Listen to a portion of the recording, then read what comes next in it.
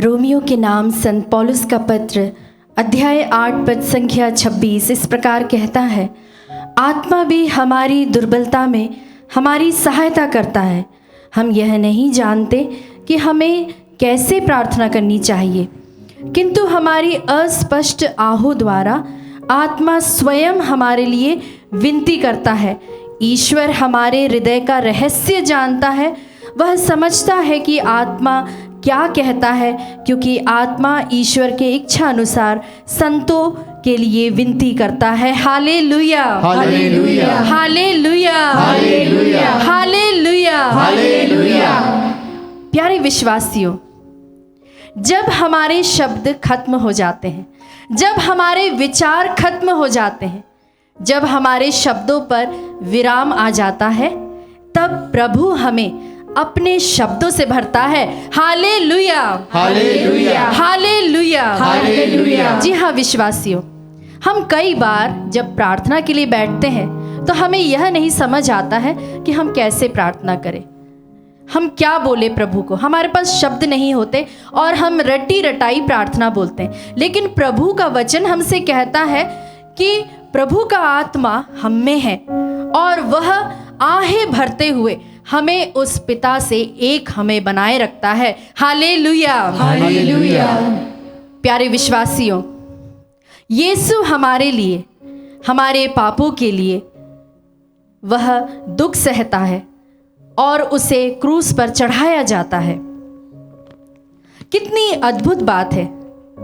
जो यीशु ने दूसरों के लिए टेबल, चेयर और ऐसे लकड़ियों का काम जब वो करते थे, उन्होंने सबके लिए बनाया, और जब उन्हें क्रूस उठाने की बारी आती है तब वे अपना वह लकड़ी उठाने में असमर्थ हो जाते हैं। वो इसलिए क्योंकि हमारे पाप इतने थे, उसका वजन इतना था, इतना भारी क्रूस था कि प्रभु उसे उठा नहीं पाते। प्यारे विश्वासियों, इसीलिए राह चलते सिमोन को पकड़ लिया जाता है और वह यीशु के क्रूस को उठाने में उनकी मदद करता है। प्यारे विश्वासियों, हो सकता है दूसरे लोग जो हमारे साथ में रहते हैं वे हमें प्यार दे सकते हैं। हो सकता है वे हमें जो भी हमारी ज़रूरत की चीज़ है वो हमारे लिए पर्याप्त रूप से हमें दे सकते हैं, खाना दे सकते, भोजन दे सकते। जब हम किसी परेशानी में हैं तो वे हमें एडवाइस भी दे सकते हैं। लेकिन हमारे लिए जान कौन दे सकता है? कोई और नहीं, सिर्फ हमारा प्रभु यीशु।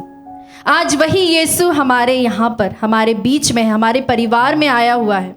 तो क्यों ना हम उस ईश्वर का भजन गाएं, उसका कीर्तन करें, एक बच्ची की तरह। जिस तरह से दाऊद ताली बजाते हुए, नाचते गाते हुए, किसी भी तरह से वह ना शर्म करता, ना हया करता, और वह दूसरों की बातों पर कान भी नहीं देता, लेकिन वह उमंग के साथ, खुशी के साथ, उत्साह के साथ प्रभु की उपस्थिति का अनुभव करता है।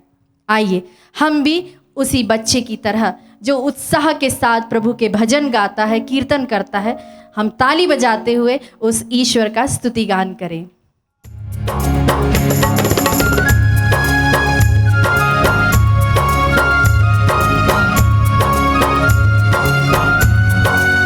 हाँ विश्वासियों, उत्साह के साथ हम उसका भजन करें और उस ईश्वर को अपना मसीही बना लें। ताली बजाएं। भजन करूं मैं, भजन करूं, खुशी के साथ नाम मसीह का मैं लेता रहूं। हाथों को उठाते हुए भजन करूं मैं, भजन करूं, नाम मसीह का मैं लेता फिर से इसे गाएं। भजन करूं मैं, भजन करूं, नाम मसीह का मैं लेता रहूं। प्यारे विश्वासियों, हम देखते हैं बचपन से लेकर बड़े तक हम सभी अलग अलग परिस्थिति में हैं। हम सबकी अपनी अपनी एज है और हम सभी लोगों की अपनी परेशानियां हैं। विश्वासियों, जब एक छोटा बच्चा रहता है, पहली बार स्कूल जाता है, तो वह अपने माँ बाप से दूर होता है और उसे स्कूल जाने में परेशानी होती। उसी तरह जब बच्चा बड़ा होता है तो युवा अवस्था की अपनी परेशानियां होती हैं। वह परीक्षाएं लिखता है और उसमें सफलता कभी असफल होता है, उसकी अपनी परेशानियां हैं। उसी तरह से जब नव युवक युवतियां अपनी नौकरी ढूंढते हैं तब उन्हें परेशानी होती है। वे अपने जगह को और वे अपने हस्ती को ढूंढते फिरते हैं कि हम क्या बनेंगे, हम क्या होंगे।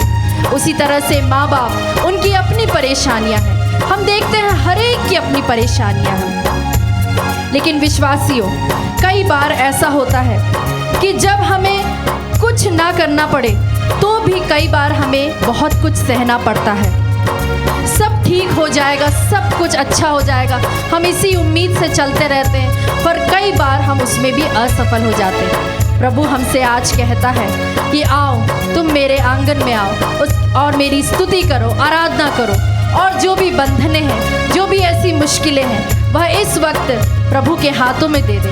हमारे साथ में जो रह रहे हैं उनको हम क्षमा करें। जो लोग हमारे बारे में अच्छा नहीं सोचते उनको भी हम प्रभु के हाथों में दें, ताकि प्रभु उन सभी परिस्थितियों को अच्छाई में बदल देगा। Hallelujah, hallelujah, hallelujah, hallelujah. हम खुशी के साथ उस आशीष को ग्रहण करते हुए अपने दुश्मनों के लिए, जो हमें दुख देते हैं, उनके लिए हम इस वक्त प्रार्थना करते हुए इसे गाएं।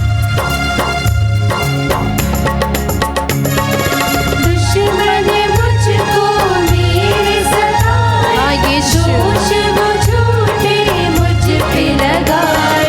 दुश्मन मुझको मेरे सताए, दोष वो झूठे मुझ पे लगाए।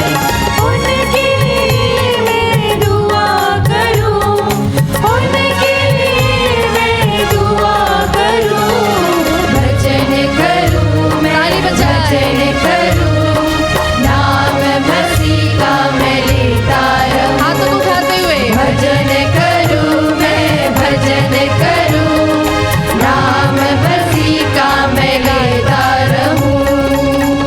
प्यारे विश्वासियों, जब हमें कोई बहुत दुख देता है और जब हम उस दुख से गुजर रहे होते हैं, तब हमें हो सकता हमारा ही अपना जीवन साथी हमें दुख देता है। हमें बच्चों की ओर से बहुत दुख मिलता है और हमें कई सारे जीवन की अपनी परेशानियां हैं जो कि हमें नेगेटिव सोचने पर मजबूर कर देती हैं।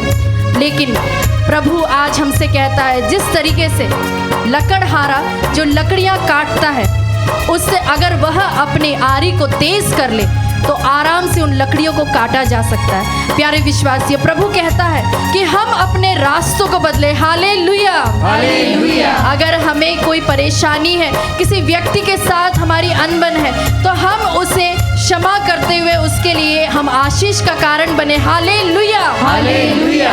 अगर हमारे परिवार में प्रार्थना नहीं हो पा रही है, हमारे अपने लोग हमें नहीं समझ पा रहे हैं, हम सबों को एक साथ बुलाएं और एक साथ हम मिलकर प्रार्थना करें और बोले हालेलुया, हालेलुया। प्यारे विश्वासियों, हो सकता है लोग जो हमारे आसपास रहते हैं वे हम पर झूठे आरोप लगाते हैं, उसके लिए भी हम प्रभु को धन्यवाद देते हुए बोले हालेलुया, हालेलुया। आइए विश्वासियों, सभी लोगों के लिए, सभी एक्सपीरियंसेस के लिए और इन सभी बातों के लिए प्रभु को धन्यवाद देते हुए फिर से हम प्रभु की स्तुति आराधना करते हुए इस गीत को गाएं।